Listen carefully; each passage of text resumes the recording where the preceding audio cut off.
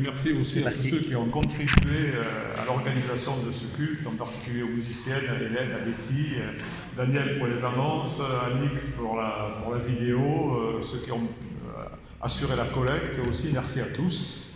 Et je vous propose maintenant de lire dans le livre des Nombres, au chapitre 22, les versets 1 à 35. Alors c'est une histoire, c'est un peu long, on va pas lire toute l'histoire, mais c'est une histoire que bien entendu vous connaissez, puisque c'est l'histoire de Balaam.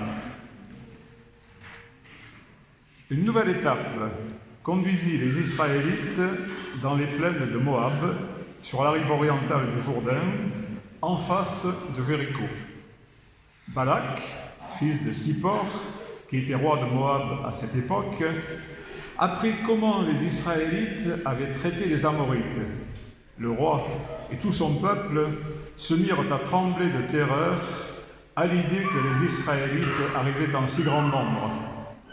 Alors, les Moabites dirent aux notables madianites : « Cette multitude est sur le point de tout ravager autour de nous, comme des bœufs qui broutent toute l'herbe d'un pré. » Le roi envoya une délégation à Balaam, fils de Béor, qui habitait Pétor, sur l'Euphrate, dans le pays des Ammonites.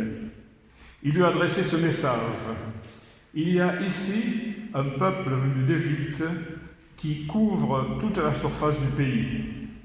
Il s'est installé non loin de chez moi. Viens donc à mon aide, je t'en prie, et maudis-le, car il est plus puissant que mon propre peuple. Si tu acceptes, je pourrai peut-être le vaincre et le chasser de la région. Je sais en effet que les bénédictions et les malédictions que tu prononces sont efficaces. » Les messagers des notables moabites et madianites emportèrent de quoi payer le devin Balaam et se rendirent chez lui. Ils lui transmirent la requête de Balak. Balaam leur dit : « Passez la nuit ici. Demain, je vous donnerai la réponse que le Seigneur m'aura communiquée. » Les chefs de Moab demeurèrent donc chez Balaam. Alors Dieu vint demander à Balaam : « Qui sont ces gens que tu as reçus chez toi ?» Balaam lui répondit : « Balak, fils de Sippor et roi de Moab, a envoyé ces hommes me dire : Le peuple qui a quitté l'Égypte couvre toute la surface du pays. Viens donc à mon aide, je te prie, et maudis-le. Si tu acceptes, je pourrai peut-être le combattre et le chasser. » « Tu n'iras pas avec eux, lui dit Dieu. Tu ne maudiras pas ce peuple, car je l'ai béni. Le lendemain, dès qu'il fut debout, Balaam dit aux notables envoyés par Balak : « Retournez dans votre pays, le Seigneur m'interdit de partir avec vous. » Les notables moabites revinrent dire à Balak que Balaam avait refusé de les accompagner. Balak envoya une nouvelle délégation composée de chefs plus nombreux et plus importants que la première fois. Ils allèrent transmettre à Balaam une requête de Balak. « Moi, Balak, fils de Sippor, je t'en supplie, ne refuse pas de venir chez moi. Je te comblerai d'honneur, je ferai tout ce que tu me demanderas. Viens donc à mon aide et maudis ce peuple. » Mais Balaam répondit aux envoyés de Balak : « Même si Balak me donnait tout l'argent et l'or dont son palais est plein, je ne pourrais en rien désobéir aux ordres du Seigneur mon Dieu. Pourtant, restez ici cette nuit, vous aussi, et je saurai ce que le Seigneur veut encore me communiquer. » Durant la nuit, Dieu vint dire à Balaam : « Si ces hommes sont venus t'inviter à les accompagner, pars avec eux. Cependant, tu devras faire uniquement ce que je t'indiquerai. » Au matin, Balaam sella son ânesse et partit avec les chefs moabites. Le départ de Balaam provoqua la colère de Dieu. Tandis que Balaam cheminait, monté sur son ânesse et accompagné de 2 serviteurs, l'ange du Seigneur alla se placer sur la route pour lui barrer le passage. L'ânesse vit l'ange debout au milieu de la route, tenant à la main son épée dégainée. Elle s'en écarta et passa à travers champs. Balaam la battit pour la ramener sur le chemin. L'ange alla se poster plus loin, dans un chemin encaissé, qui traversait des vignes entre deux murs. L'ânesse le vit, elle se serra contre le mur et y meurtrit le pied de Balaam. Celui-ci se remit à l'abattre, et une fois encore l'ange les devança. Il se posta dans un endroit si resserré qu'il n'y avait moyen de passer ni à sa droite ni à sa gauche. Lorsque l'ânesse le vit, elle se coucha sous son maître. Balaam entra dans une violente colère et la roua de coups de bâton. Alors, le Seigneur donna à l'ânesse la possibilité de parler, et elle dit à Balaam, « Mais que t'ai-je fait pour que tu me battes à 3 reprises ?»« Tu t'es moqué de moi, lui répondit-il. « Si j'avais une épée sur moi, je t'aurais déjà tué. »« Pourtant, je suis ton ânesse, celle que tu as toujours montée, reprit-elle. Ai-je l'habitude de me comporter ainsi avec toi ? » « Non, reconnut-il. À cet instant, le Seigneur ouvrit les yeux de Balaam, et celui-ci aperçut l'ange debout, au milieu de la route, tenant à la main son épée dégainée. Aussitôt, il se jeta le visage contre terre, et l'ange lui demanda « Pourquoi as-tu battu ton ânesse à 3 reprises ? Je suis venu pour te barrer le passage, car je pense que ce voyage te mène à ta perte. » L'ânesse m'a vu, et à 3 reprises, elle s'est écartée de moi. Si elle ne l'avait pas fait, je t'aurais tué. Mais elle, je l'aurais laissée en vie. Balaam dit à l'ange, « J'ai commis une faute. J'ignorais que tu te tenais devant moi sur la route.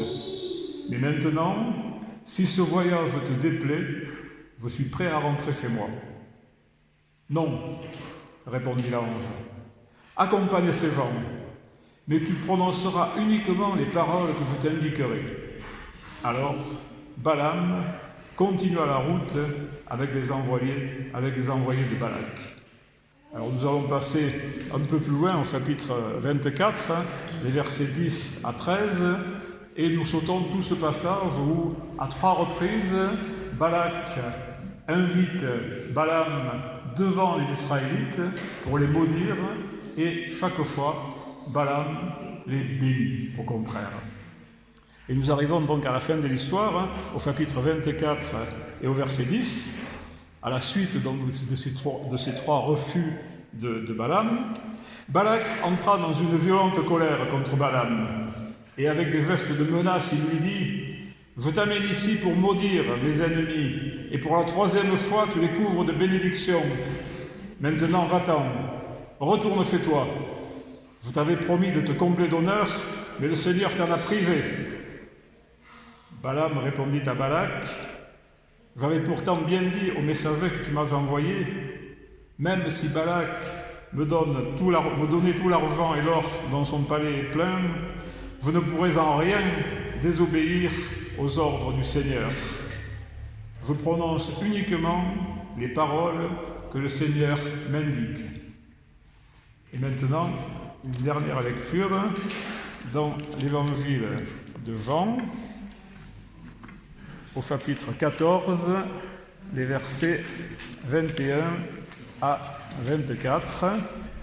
Donc Jean, chapitre 14, versets 21 à 24. « Celui qui retient mes commandements et leur obéit, voilà celui qui m'aime. Mon Père aimera celui qui m'aime. Je l'aimerai aussi et lui apparaîtrai. » Jude, non pas Judas Iscariote, lui dit « Seigneur, comment se fait-il que tu doives nous apparaître à nous et non au monde ?» Jésus lui répondit « Celui qui m'aime obéira à ce que je dis. Mon Père l'aimera, et mon Père et moi viendrons à lui, et nous habiterons chez lui. Celui qui ne m'aime pas n'obéit pas à mes paroles. Ce que vous m'entendez dire n'est pas de moi, mais vient de mon Père qui m'a envoyé. »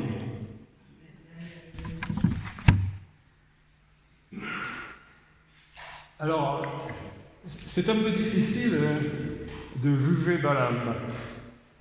Pas seulement à cause de cette curieuse histoire d'ânesse qui parle, et qui est quand même quelque part une parabole qui est bâtie sur un personnage qui, lui, est bien réel. C'est le personnage de Balaam, bien réel parce qu'il est tellement humain.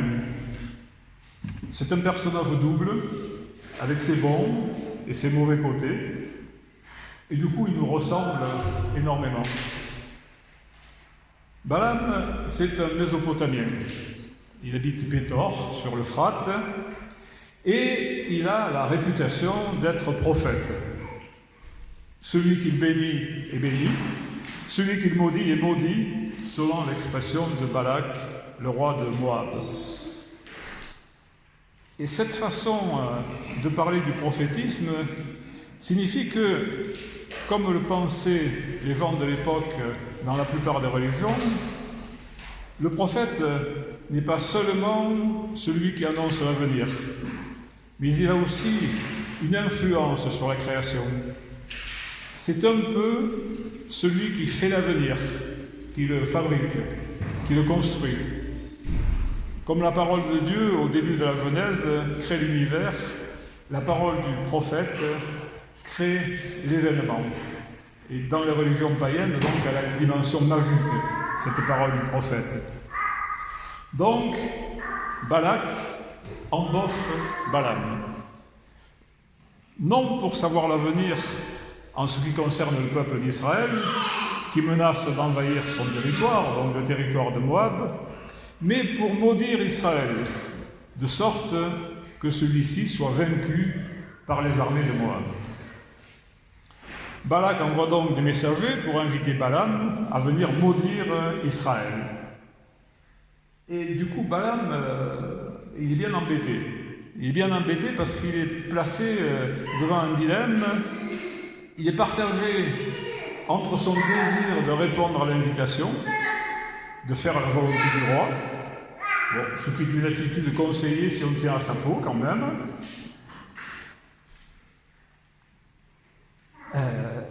donc il est partagé entre ce désir donc, de faire la volonté du roi, mais aussi le souci de faire la volonté de Dieu. Balaam aimerait bien suivre les messagers de Balak. Il y va de sa renommée quand même. Et il faut toujours faire plaisir à la clientèle. Et puis, on ne dit pas impunément non à un roi, surtout celui-ci, qui est un roi puissant. Et puis enfin, pour terminer, Balak a promis de beaux cadeaux. Donc les excuses ne manquent pas à Balaam pour accepter l'invitation. Mais là, il y a l'os, c'est que Dieu dit à Balaam de ne pas y aller. Car Dieu a béni Israël et personne d'autre ne peut le maudire. Alors c'est très embêtant. Il est très très embêté, Balaam. Il aimerait bien trouver un arrangement qui permette de concilier les deux démarches. Et c'est justement ce qui se passe lors de la deuxième visite des messagers de Balak. Le texte dit, dans un premier temps en tout cas, que Dieu accepte que Balaam suive les messagers, à condition qu'il fasse ce que Dieu lui dira. Est-ce que c'est Dieu qui a parlé à Balaam ? Alors on peut peut-être en douter, parce que 2 versets plus loin, au verset 22, Dieu est en colère parce que Balaam est parti avec des messagers. Alors les commentateurs, tout au long des siècles, ont parlé de 2 récits combinés, dont l'un ignorait la nouvelle décision divine de laisser Balaam suivre les messagers de Balak. Mais quoi qu'il en soit, ici, c'est un seul récit que nous avons dans le texte, et peut-être bien qu'il a été écrit de cette manière pour nous donner un message, à savoir qu'il y a des moments comme celui-là où nous tenons tellement à quelque chose que nous avons le sentiment que ce désir correspond à la volonté de Dieu. Mais c'est notre volonté. Et c'est là le dilemme de Balaam. Il est partagé entre la volonté de Dieu et la sienne. Et il les confond. Il les confond au point d'être aveugle. Lorsque Dieu veut lui parler sur le chemin, il ne voit rien, il n'entend rien. Ce qui fait quand même un peu désordre pour un prophète, qui est censé voir et entendre ce que les autres ne voient pas, ni n'entendent. Alors, il y a là, dans l'emploi du verbe « faire », une ambiguïté sémantique. Faire la volonté de Dieu peut vouloir dire exécuter cette volonté. Mais si l'on prend le verbe « faire » dans son acception de fabriquer, comme le boulanger fait son pain, alors faire la volonté de Dieu, ça peut aussi vouloir dire « je fabrique la volonté de Dieu comme elle m'arrange ». Car Balaam, dans cette histoire, est encore moins réceptif que son ânesse. Lorsque nous avons une idée en tête, nous pouvons être plus imperméables, plus têtus que des ânes. Et en pays sévenol, on sait ce que ça veut dire qu'être têtu. Et on devient violent quand les choses se mettent en travers de notre chemin. Comme Balaam qui frappe son ânesse. Et il nous faut un choc important pour reconnaître que l'on a tort, comme un animal qui parlerait, par exemple. Et le choc, du coup, à Balaam, ça lui remet les idées en place. Il prend conscience que c'est Dieu qui lui résiste. Il reconnaît alors son péché et il est prêt à retourner chez lui. Mais Dieu lui permet de continuer son chemin, parce qu'il mettra dans la bouche du prophète la bénédiction au lieu de la malédiction. Et c'est ainsi qu'il change le mal en bien et l'accusation en intercession. Balaam ne pourra ou ne voudra pas résister à la volonté de Dieu et il bénira Israël aux grandes dames de Balak qui le chassent et ne lui donnent pas les cadeaux promis. Un peu plus tard, nous ne l'avons pas lu, mais pour avoir la fin de l'histoire, le chapitre 31 du livre des Nombres nous raconte que Balaam sera l'instigateur d'une tentative de détournement d'Israël hors de l'alliance avec Dieu. Il poussera des femmes étrangères à tenter les Israélites. Sa volonté s'opposait toujours à celle de Dieu, et son aveuglement lui était revenu. Ce même chapitre 31 nous raconte que finalement, il fut tué par les Hébreux au cours de la guerre entre Israël et Madian. Fin de l'épisode de Balaam. Mais que nous dit-elle de nous, cette histoire survenue il y a 3 millénaires? Bien, elle nous dit que Balaam n'est pas mort et qu'il vit encore en chacun de nous, que nous sommes tous des Balaam partagés entre notre volonté et celle de Dieu. Nous sommes partagés parce que, comme lui, nous pensons que l'important est d'exécuter la volonté de Dieu, quitte à détester cette volonté. Et nous sommes alors en déséquilibre, double, schizophrène, coincés entre ce que l'on fait et ce que l'on aime. Et dans notre évolution spirituelle, nous nous arrêtons trop souvent aux formes et aux apparences, et nous nous trompons nous-mêmes. Il est en effet facile de faire des offrandes comme toutes celles qui parsèment l'Ancien Testament, ou de prier comme les pharisiens pour se faire bien voir. Il est facile d'être disciple avec nos idées préconçues pour faire entrer Dieu dans nos plans. Mais qu'est-ce qui est le plus important? Ce que l'on fait ou ce que l'on aime? Qu'est-ce qui permet le mieux de définir une personne? Ses réalisations ou son amour? Oui, son amour, bien sûr, car on ne peut pas toujours faire ce que l'on aime. Et il vaut parfois mieux parce que ce que l'on aime n'est pas forcément à faire et ne correspond pas toujours à la volonté de Dieu. Alors, on est partagé, comme Balaam, et donc malheureux. L'idéal serait de mettre au diapason ce que l'on aime et ce que l'on fait. Pas forcément en faisant ce que l'on aime, car notre amour n'est pas toujours le critère de la bonne voie. Pas davantage en aimant ce qu'on fait, car nos actions non plus ne sont pas idéales.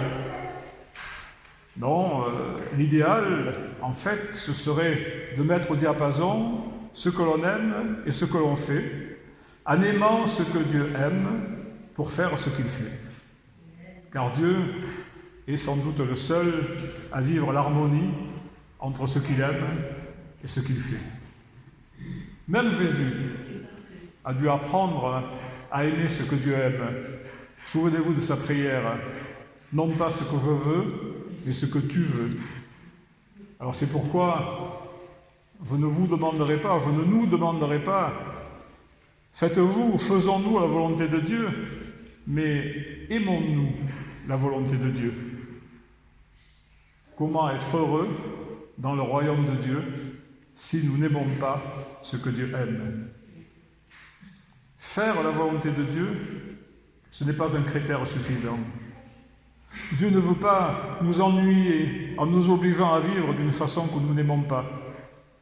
Même si nous en avons pris les habitudes, Dieu nous veut heureux, épanouis. Et l'épanouissement est dépendant de l'harmonie entre ce que nous faisons et ce que nous aimons. Se forcer à faire ce que l'on n'aime pas ne peut durer qu'un temps. Mais aimer ce que Dieu aime implique la connaissance de cette volonté. Et même s'il peut nous arriver de nous tromper quelque peu à ce sujet, et comme Balaam, de confondre sa volonté avec la nôtre, la volonté divine ne nous est pas inconnue, si nous aimons lire les Écritures et méditer les enseignements de Jésus. Il ne faut pas tomber dans la liste, dans le piège d'une liste de choses à faire et ne pas faire. Des choses à aimer ou ne pas aimer. Car dès qu'il y a une liste, le principe reste le même et on tombe rapidement et inéluctablement dans la morale. Il suffit de se souvenir que Dieu est amour, que celui qui demeure dans l'amour demeure en Dieu et que Dieu demeure en lui. Alors comme beaucoup d'hommes religieux, mais c'est aussi valable pour les femmes, Balaam croyait que Dieu demandait et jugeait l'apparence, des gestes, une façon de faire, se contentant d'une attitude extérieure, ne correspondant pas à ce qu'il aimait. Il était malheureux. Il n'avait pas compris que la loi de Dieu, que nous avons rappelée tout à l'heure, est une loi d'amour et qu'elle propose donc un choix d'amour. S'il avait cru que Dieu aimait tout être humain, il n'aurait jamais accepté, ni même fait semblant d'accepter, de maudire quiconque. Que dis-je? Il n'aurait jamais aimé maudire quiconque. Parce que c'est bien au stade de l'amour que tout se passe. Jésus le dit bien, si quelqu'un m'aime, il gardera ma parole. Et tout naturellement, il est si facile de faire ce que l'on aime, alors qu'il faut tant d'efforts pour faire ce qu'on déteste. Alors, puisque Dieu est amour, comment imaginer qu'il puisse se contenter de gestes, d'actions, d'attitudes non voulues ou non aimées? Aime et fais ce que tu voudras, écrivait saint Augustin. Une phrase qui me conduit à me poser la question: qu'est-ce que j'aime? Dieu ou moi? Sa volonté ou la mienne? Et tout est là. Tout est là au niveau de l'amour et non du faire. Alors, que Dieu nous donne d'aimer ce qu'il aime et nous ferons naturellement ce qu'il fait. Amen. Amen.